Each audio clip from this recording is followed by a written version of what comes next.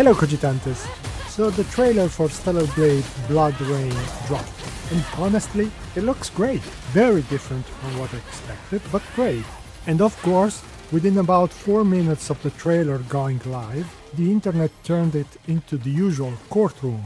The same accusation, the same panic, the same people screaming at each other about Evie's silhouette, before even pausing to read a single frame, whether she's too this, not enough of that, whether she was designed to please the wrong people, or not enough of the right ones. You know how it goes. But on this channel we leave behind that noise of the Western journalistic clergy and the sophistic bards of X. Because if you followed my previous videos on Stellar Blade, you already know we've spent real time on this franchise. We talked about why Eve and then Evie looks the way she looks. The body, the Korean beauty ideals, the design references, the manga lineage, the biblical language baked into every character, the Evangelion shadow, the Alita DNA, that strange cultural machinery that people dismiss too quickly as fan service. So today I'm not going to ask whether Evie is designed for the right audience or the wrong one, whether she passes whatever ideological test the algorithm is currently running. I want to ask something more interesting.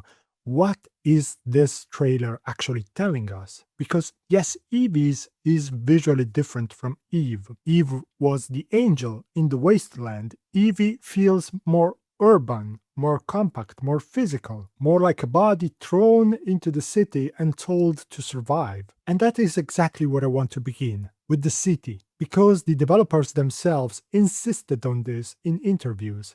The city is not a backdrop. Kyung Hyung-tae said in his post-reveal interview that the team's core goal was to make the city feel genuinely inhabited, alive. And you feel that immediately. This is not the lonely, open wasteland of the first Stellar Blade. And if what I think this trailer is hiding turns out to be true, Evie is not just a new protagonist. She is a very well-dressed trap. Ready? Let's go. So the first shot of the trailer is not Evie, it is a commuter train arriving on schedule. The PA announces the Outer Circle line train bound for next sector is now arriving. Outer Circle implies inner circle. The city is mapped, zoned, and Kim confirmed in Famitsu that this city is not Zion. He said the events of the sequel take place many years after the original. So many years with the word rebuilt. Then we see speed limits on the streets, commercial brands. This does not look like post-apocalypse. It looks like a post-apocalypse that decided to rebrand as a municipality, which is exactly where Tsutomu Nihei's Blame becomes relevant. In Blame, a city has been autonomously building itself for thousands of years because the AI builders lost contact with their human operators and simply never stopped. So there is no villain. The horror is a system executing its directive. I believe that is Blood Rain's city. Not a ruin and not a utopia. A managed system that has outlasted its original purpose and is still running. And the enforcement arm has a name. CDDP on the back of Evie's suit. Motto, fairness and peace. It is not reassurance. It is a threat management. A motto that tells you the surveillance is for your benefit. Kim confirmed Evie is a member of a special forces unit tracking a terrorist organization within the city. So she is the enforcement arm of the Panopticon. She goes where the watchtower points her, a circular structure with a single watchtower at the center. And she believes she's doing good. So what is the terrorism? The Scarlet Sin. That's the beginning and end of it all. The Scarlet Sin, which sounds like a cocktail menu item for a villain's lair. It is a theology. Evie's partner describes it as the beginning and end of it all, Alpha and Omega. That is cosmological language. But here's the layer underneath. Evie is physically holding a vial with a biohazard label on it. And when it activates, a man stops in the middle of the crowd and shouts, "Hearken! The false rain shall cease!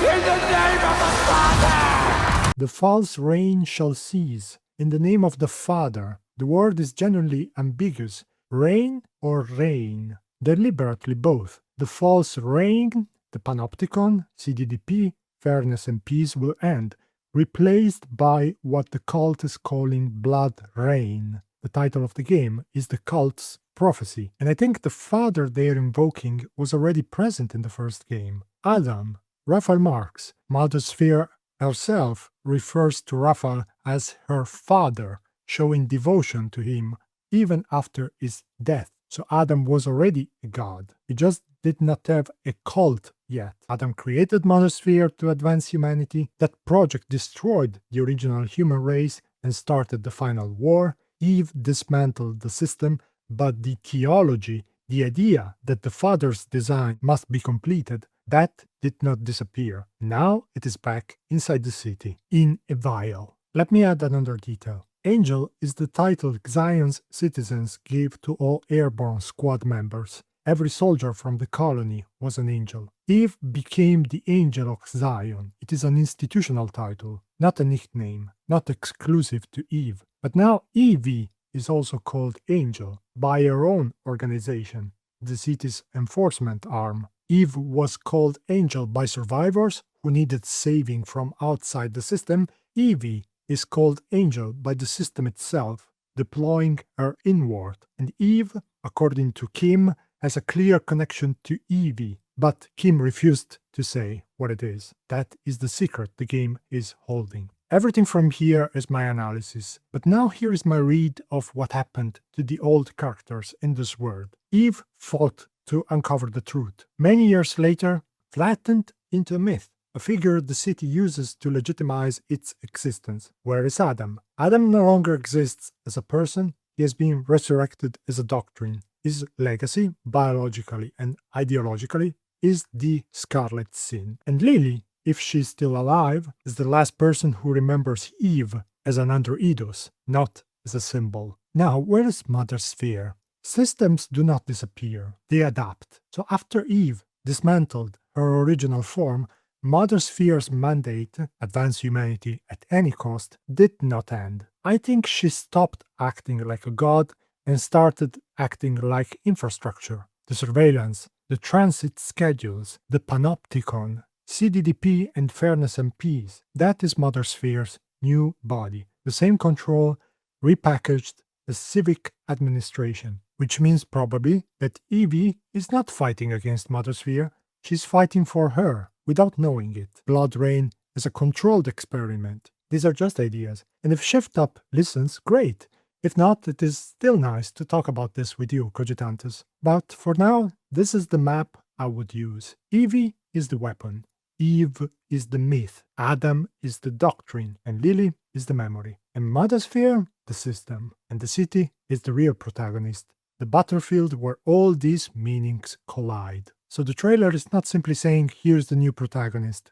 It is saying what happens when history becomes something people fight over. Because Blood Rain may not be a story about saving a dead world. It may be a story about surviving a world that has already learned how to turn salvation into control. And if you are new to this channel, be sure to check out my Stellar Blade playlist. You might find something useful there. And maybe it will challenge what you thought this game was about. Happy thinking!